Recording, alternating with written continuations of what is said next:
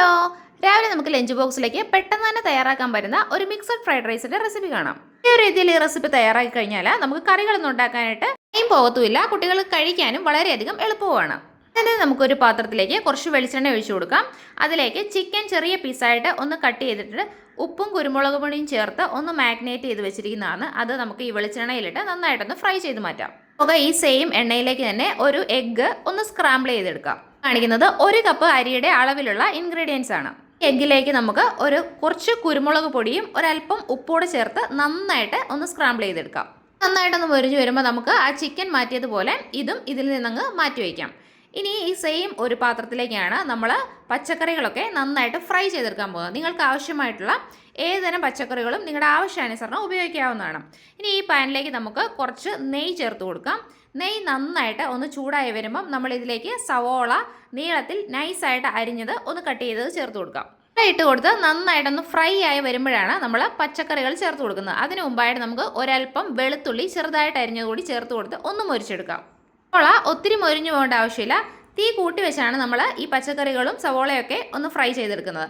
ഇനി ഇതിലേക്ക് നമ്മൾ ചെറിയ പീസായിട്ട് കട്ട് ചെയ്ത് വെച്ചിരിക്കുന്ന ക്യാരറ്റ്, ക്യാപ്സിക്കം, ബീൻസ് ഇവയാണ് ചേർത്ത് കൊടുക്കുന്നത്. പച്ചക്കറികൾ കുഞ്ഞു കുഞ്ഞു പീസായിട്ടാണ് നമ്മൾ കട്ട് ചെയ്തിരിക്കുന്നത്. നന്നായിട്ട് ഇതിൽ കിടന്നൊന്ന് ഫ്രൈ ആയി പെട്ടെന്ന് കിട്ടാനായിട്ടാണ് ചെറിയ പീസായിട്ട് കട്ട് ചെയ്തിരിക്കുന്നത്. ഇതിലേക്ക് ആവശ്യമായിട്ടുള്ള ഒരല്പം ഉപ്പ് കൂടി ചേർത്ത് കൊടുക്കാം.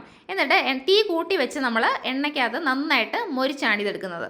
നമുക്ക് സിമ്മിലേക്ക് മാറ്റിയിട്ട് ഒരു മീഡിയം ഫ്ലെയിമിൽ ഒന്നുകൂടി നന്നായിട്ടൊന്ന് ഫ്രൈ ചെയ്ത് സോർട്ട് ചെയ്ത് എടുക്കാം. ഇതിലേക്ക് നമ്മൾ ചേർത്ത് കൊടുക്കുന്നത് ചിക്കൻ സ്റ്റോക്കിൻ്റെ ചെറിയൊരു ക്യൂബാണ്.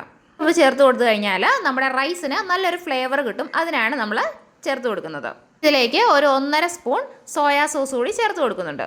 ഇത് ചേർത്ത് നന്നായിട്ടൊന്ന് സോർട്ട് ചെയ്തെടുക്കാം. ഇനി ഇതിലേക്ക് നമ്മൾ ഒരു അല്പം കുരുമുളക് പൊടി എരിവിന് ആവശ്യമായിട്ടുള്ളത് ചേർത്ത് കൊടുക്കാം. കുരുമുളക് പൊടി ചേർത്ത് നന്നായിട്ടൊന്ന് ഫ്രൈ ചെയ്തെടുക്കാം. നമ്മൾ റൈസ് കുക്ക് ചെയ്ത് വെച്ചിട്ടുണ്ട്. റൈസ് ഏലക്ക ഗ്രാമ്പൂ ഒക്കെ ഇട്ടിട്ട് ഒന്ന് വേവിച്ച് എടുത്ത് വെച്ചിട്ടുണ്ട്. അപ്പോൾ ആ റൈസ് കൂടി നമുക്ക് ചേർത്ത് കൊടുക്കാം. ഈ ഒരു ചെറിയ ചെറിയ അരിയുടെ റൈസാണ് ചേർത്ത് കൊടുക്കുന്നത്.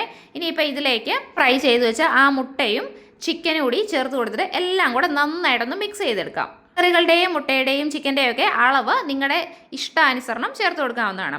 ഇനി ഇവയെല്ലാം കൂടെ നന്നായിട്ട് ഒന്ന് മിക്സ് ചെയ്തിട്ട് ഒന്ന് അടച്ചു വെച്ച് ഒരാവി വരുന്നിടം വരെ ഒന്ന് കുക്ക് ചെയ്തെടുക്കാം. വളരെ രുചികരമായിട്ടും അതുപോലെ തന്നെ വളരെ സിമ്പിളായിട്ട് നമുക്ക് തയ്യാറാക്കാൻ പറ്റുന്ന നമ്മുടെ മിക്സഡ് ഫ്രൈഡ് റൈസ് തയ്യാറാക്കിയിട്ടുണ്ട്.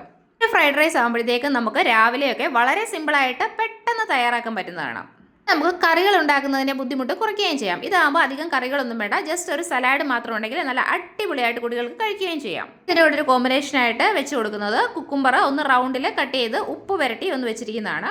അതുപോലെ തന്നെ കുറച്ച് ക്യാരറ്റും റൗണ്ടിൽ കട്ട് ചെയ്തിട്ട് ഒന്ന് വെച്ച് കൊടുക്കുന്നുണ്ട്. ഇഷ്ടമായെങ്കിൽ ലൈക്ക് ചെയ്യുക. ഇതുപോലുള്ള സിമ്പിൾ റെസിപ്പീസിനായി നമ്മുടെ ചാനൽ ഒന്ന് സബ്സ്ക്രൈബ് ചെയ്താൽ മതി.